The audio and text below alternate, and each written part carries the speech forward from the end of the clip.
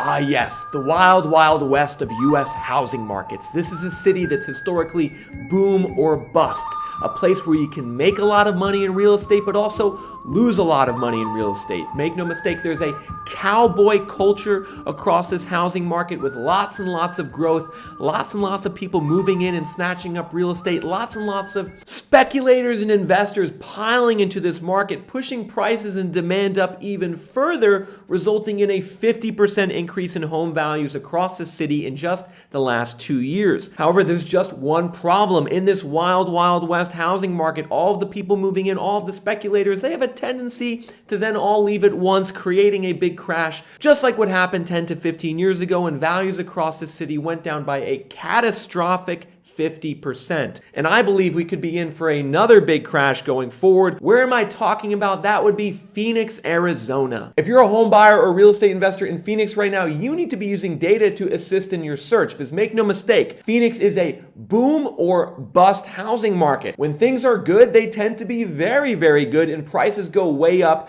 just like they have over the last several years. But folks, when things get bad, they get very bad, and you can get wiped out owning a home in Phoenix, buying a home in Phoenix if you don't know what you're doing. In this video, I'll be sharing data from sources like Zillow, the US Census Bureau, and Realtor.com so you can better understand the Phoenix housing market landscape in 2022 and whether it's a better decision for you to buy right now or to wait, as well as the best and the worst locations within Phoenix to buy. Without further ado, let's get into it.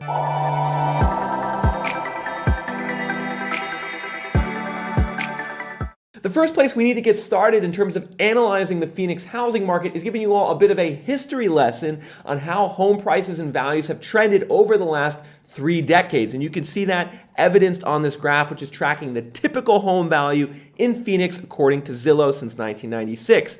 And what do you see here, folks? You see lots of up and down. You can see starting in the mid-2000s, we had a huge surge in home prices in Phoenix, over a 50% increase in just 2 to 3 years, and then boom, a massive, massive crash from 2006 to 2011 where home prices went down by, get this, 55%. And we need to stop here for just 60 seconds, everyone, to talk about this 55% decline in home values that Phoenix experienced from 2006 to 2011. That was arguably the worst housing crash that any city in America has ever experienced. It means that if you purchased in Phoenix at 2006 at the height of the bubble for, say, $500,000 for a home, that home was then worth $230,000 5 years later. Wrap your head around that, folks. Put yourself in those shoes of the '06 home buyer and then have half of your investment wiped out. You're underwater on your mortgage. You might be handing back the keys on your mortgage, or if you don't, you need to hold your property for like a decade before values get back to their previous level. And I'm saying this not to scare you as a Phoenix home buyer or real estate investor, but just to give you this hard data about what happened in Phoenix to people, to home buyers and investors 10 to 15 years ago. It was an utter mess, a complete disaster. And fortunately, since then, values in Phoenix have bounced back. They've taken about 14 years to get back to the '06 highs. But now what's really worrisome to me is that over the last year or two, we're seeing another rapid escalation in prices that looks very much like what we saw '04 to '06. And the real question is today's prevailing home value of $430,000 across the metro stable and supported, or are we going to see another big decline in prices, potentially down to where this yellow trend line would indicate? And later in this video, I'm going to reveal to you all how much I think home values in Phoenix are going to go down in this next crash, particularly in certain neighborhoods that are very exposed. But before then, we need to give Phoenix some credit because it is legitimately an economic and demographic growth monster. It is one of the top migration markets in America. It's one of the top job growth markets in America.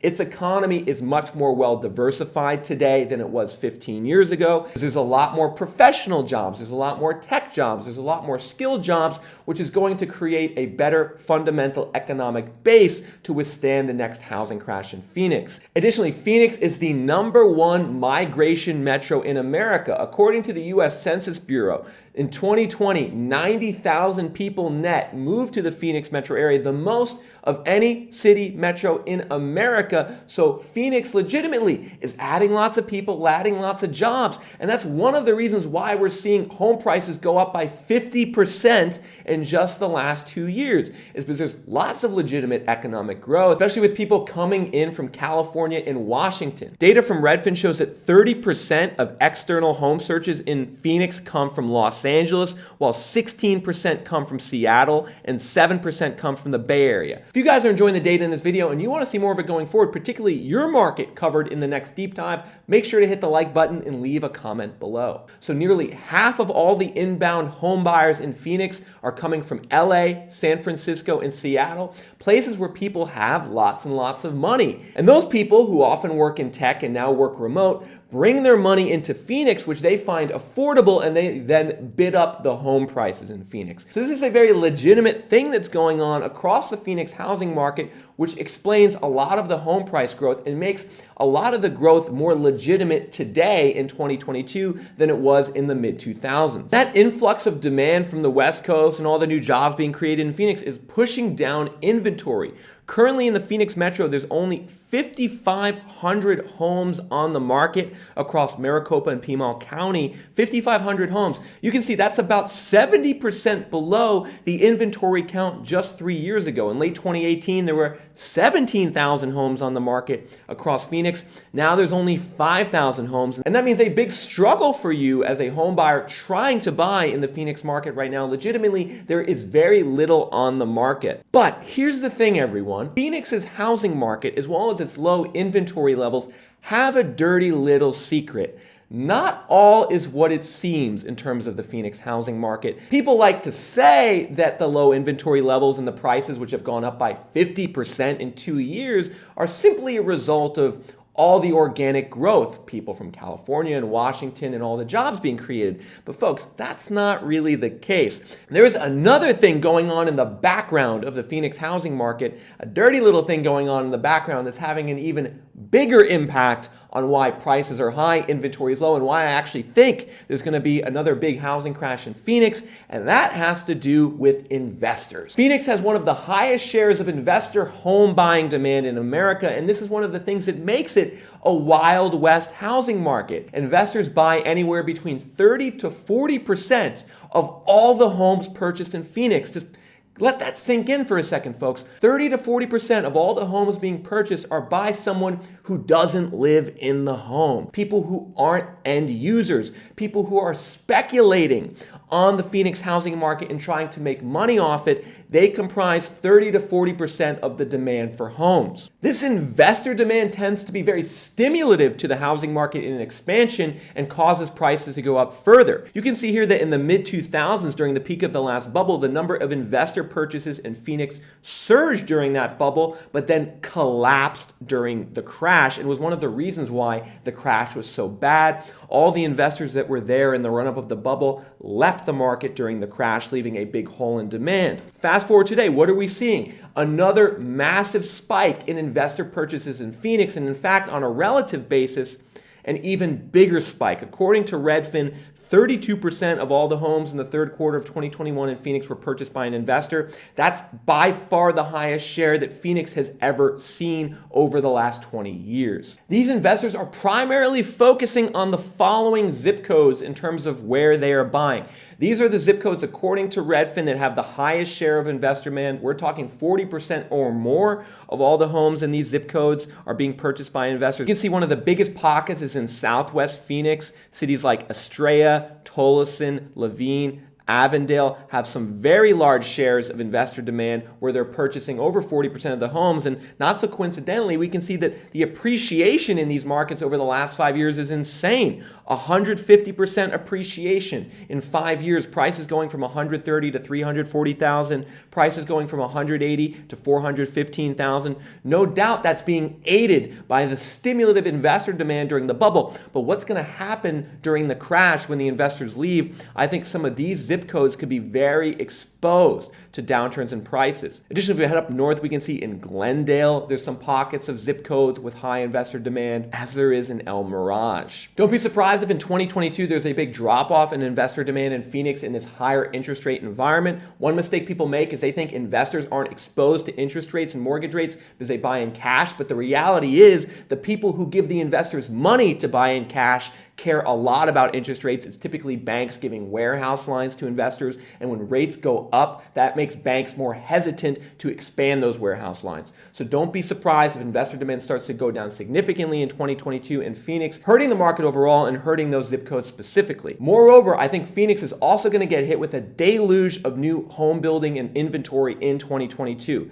The amount of permitting for new homes and apartments across the Phoenix metro has surged over the last 2 years, is now approaching the highs that we experienced in the mid-2000s, when everyone admits very clearly Phoenix built too many homes in the mid-2000s. Well, now the permitting figures, according to the U.S. Census Bureau, are showing 57,000 permits pulled in the last 12 months. We're really starting to get close to what things looked like in 04, 05, 06 in terms of home building in Phoenix, which is a big warning flag. Potentially, this market could be facing a double whammy from investors dropping out just as lots of new homes are delivered, which could mean huge increases in inventory very quickly and lower home prices. And in 2 minutes, I'm going to reveal to you just how much I think home values in Phoenix are going to go down across the metro. But the thing is, I don't think they're going to go down uniformly across the market. Certain zip codes, like the ones with high investor demand, are more exposed to price declines, as well as zip codes that have lower income levels. Lower income zip codes historically have more volatility and downside risk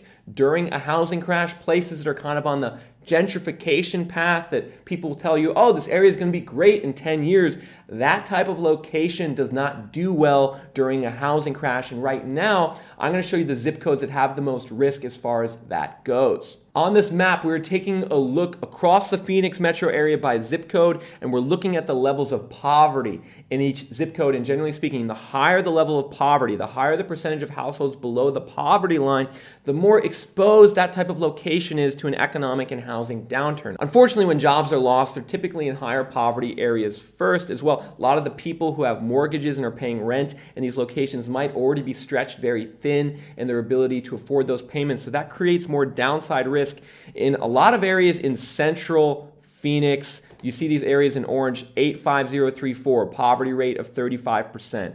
85006, poverty rate of 34%. 85009, poverty rate of 34%. If we head up towards Glendale, we see poverty rates north of 30%. So these locations in orange are higher risk in terms of downturn, as well as even heading to a place like Mesa. I think there's some risk due to the higher poverty rates, lower incomes. Those areas are more exposed based on the historical data of previous housing crashes. Meanwhile, the areas in gray won't likely be as exposed. Places like Scottsdale that are higher income with poverty rates only 5 to 6% should be more secure. Zip codes across Gilbert and Chandler with poverty rates in the 4 to 5% range and median incomes nearing 100,000 should be more secure. Now, the moment you were all waiting for, how much are home values going to go down across Phoenix in the next housing crash, which I believe is going to start in 2022, and how much are they going to go down in different neighborhoods and zip codes across Phoenix? Well, to answer this question, I'm going to show you an exclusive metric that I put together here at ReVenture Consulting using data from Zillow and the Bureau of Labor Statistics.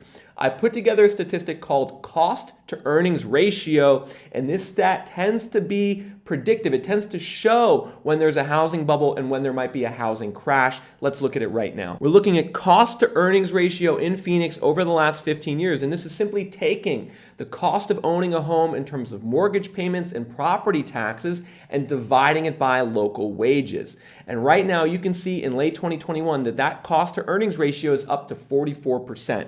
So the annual typical cost of home ownership is $24,000 across the Phoenix metro, while the average worker earns about $55,000. So 44% of their earnings would go to the cost of home ownership. You can see that this has surged markedly in just the last 15 months. 15 months ago, we were at like 30%, which was right around that long-term average, 30% of earnings going to home ownership costs. I don't think Phoenix's housing market was too overvalued, maybe a little bit back then, but woo, we have surged up to 44%.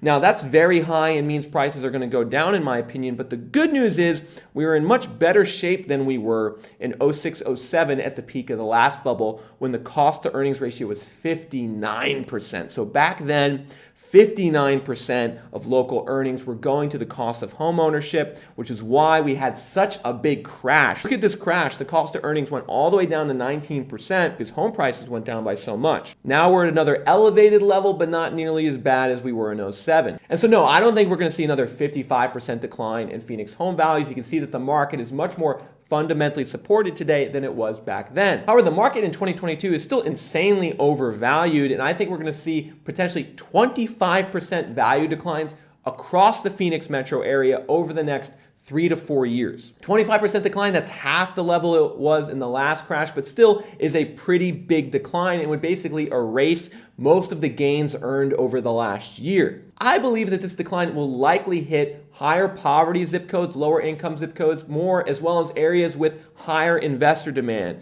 So think of those areas in Glendale, in Orange. Think of those zip codes in red that I showed you with high investor demand in Tolleson, Estrella, Levine, and Avondale. Those are the types of places I believe could decline by up to 40%. And the next crash, well, I believe areas like Chandler and Gilbert and Scottsdale will be more supported. Maybe there's going to be 10 to 15% declines in those locations. And while certain things have definitely improved in Phoenix over the last 15 years, i.e. a lower share of construction employment, a higher share of tech employment, and a better cost to earnings ratio in the housing market, make no mistake, Phoenix is still the wild, wild west of housing markets. It's still a place that's extremely boomer bust and volatile. Don't forget that.